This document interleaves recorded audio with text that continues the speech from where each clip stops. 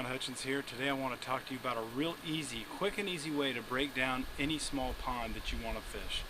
Everybody's got a pond in their backyard, in their neighborhood, or just down the street. You want to take the kids and you don't have a lot of time and you want to catch some fish.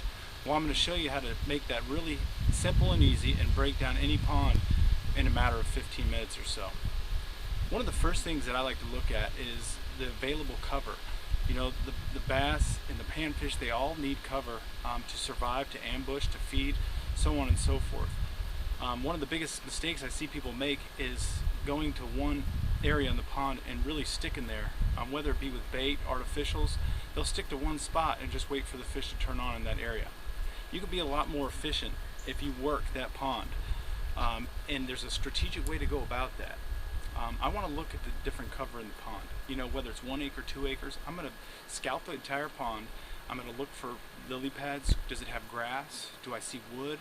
Is there culvert pipes, feeder creeks coming into there? There might even be an old shopping cart in the bottom of the pond. Those are things that's going to, those things are going to help me determine what my approach is going to be. Then what I want to look at is the time of day. The best optimal time of day to go to any pond is going to be first thing in the morning. There's a couple reasons for that, particularly this time of year in the summertime. The water temperatures are really hot midday and the fish get somewhat inactive. So what you do is you go there in the morning, the water's cooled all night, there's low light and the fish are more aggressive and also easier to get to. They'll come to the shoreline and stick to shoreline cover to ambush prey, and more likely to be more aggressive during those times. So that's the time you want to take advantage of. The second time that you might find that you can get out, you know, obviously you're going to get out anytime you can, and we can't always get out first thing in the morning. If you don't get there first thing in the morning, you want to look for specific structures, the pads, the rocks, the shade from the trees. Any of those can be great places for the fish to lie. When in that scenario, it's tougher to get bit, but one thing that's great about that is it positions the fish so they're much more predictable. What I like to do in that scenario is really make precise locations to each target that I find. Like I said, whether it be a bush, a little brush pile in the water, a log, tree, the drain near the dam, the storm drains, those things can be great places to hit in the middle of the day. The third time would be evening. Evening is probably the second best time to go out. As the water's cooling, the same thing happens that happens in the morning. The fish will move up shallow and be more likely to ambush. That's when I'd want to target those or stick to those reaction type baits. Okay, our moving baits, our baits that cover a lot of water. Those are great for ponds, for searching to where the active fish are. Once you find those active fish, you can always come back and slow down with finesse techniques, or dragging a jig on the bottom or things like that. But first we got to find where the fish are. You know, about 80% of the fish live in about 20% of the water. So that's one of the most critical things. Now I'm going to talk a little bit about bait presentation and tackle. Not everybody's going to want to bring 5 to 10 rods with them with all these different baits tied onto the rods. So you can make it very simple. I would recommend using a spinning rod with braided line, 20 to 40 pound braided line. If it's extremely clear water, you can always attach a leader to it. The reason for the braid is it's twofold. Really, the braid, you can cover so much more water. If you're out in the middle of the day and you find the deeper part of the pond, which is something you always want to pay attention to. If you need to get out to the deeper reaches of the pond, or maybe cast to the other side, or cover more water from one area, you can do that with the braid.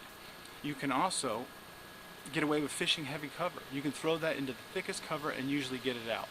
Now, what are the downsides to using braid is people tell me that it's difficult to break off. One of the last things you want to do is try to break that braid off by pulling on the rod. Take a small stick that's on the bank, get 2 or 3, maybe 4, 5 wraps around that stick, good sturdy stick, and then just pull straight back. Braid doesn't have a lot of stretch. It's difficult to break with the flex of your rod by doing this, but try that stick technique. You wrap it several times and just pull, and it'll pop right out at the knot. That's the weakest point. So the other thing I want to talk about is on your actual rod with the braid, if you have limited space, some people keep a rod in their back of their truck and they only got one rod. I would recommend on your braided rod a snap swivel, or a locking snap like this right here. That way you can switch your lures with relative ease and have one small box that you bring with you. Now for my 5 favorite pond baits that I like to use. First off here, I was talking about the Yamamoto Senko. This is a 5-inch Yamamoto Senko. This is in like a plum apple color. It's very effective when fished slowly. It's weightless. You want to present this bait weightless. I've got a 4/0 owner hook in here. It's specifically designed. It's got the little screw in head. It's specifically designed for the Yamamoto Senko, and it's effective when nothing else will catch fish. You can take a kid and take a kid with you that has no experience, have him throw this thing out with no weight, count to 10 and pick up and catch a fish in almost any pond. It's a wonderful tool. The next we have just a man's baby 1-. This is available in an assortment of colors, and they've got colors to imitate any type of forage. This particular one's a craw pattern, a bright craw. I would use this in, some of the dirtier water. Basically, the rule on colors is going to be the dirtier the water, the brighter the color. The clearer the water, the more natural you want to go with. Here we have a swim jig. This swim jig is just one that I tied up. I actually cut off some of the brush guard there so that I can get better hookups. The deal with the swim jig is it's basically like a conventional flipping jig, with the exception of a lighter weed guard, sparser skirt, and then you put like a swimming tail, or you can put a craw trailer on it. Right here I have the 3.75-inch swim Senko on the back of that. I really like that because it adds a little weight to the 1/4 ounce, because of the Yamamoto baits are so heavy, fortified with salt and so forth.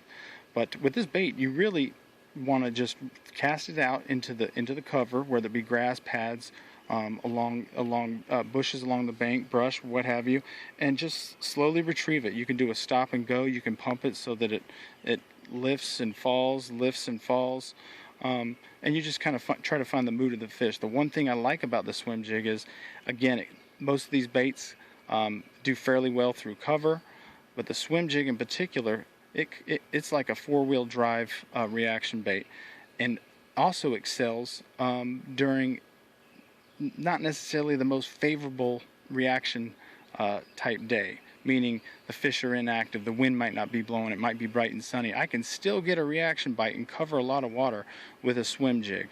For whatever reason, they will react to this bait when they won't react to any other reaction bait. The next one is a frog. This is a Spro poppin' frog, and I really like this bait because it goes into anything. It'll go into the nastiest cover that you can imagine, and this thing pops, spits, walks, and you can pull them out of the thick stuff, especially when you're using good braid. Next we have a Yamamoto 1/4 ounce buzz bait, and this buzz bait is phenomenal. It's gold plated. You can see it's very shiny.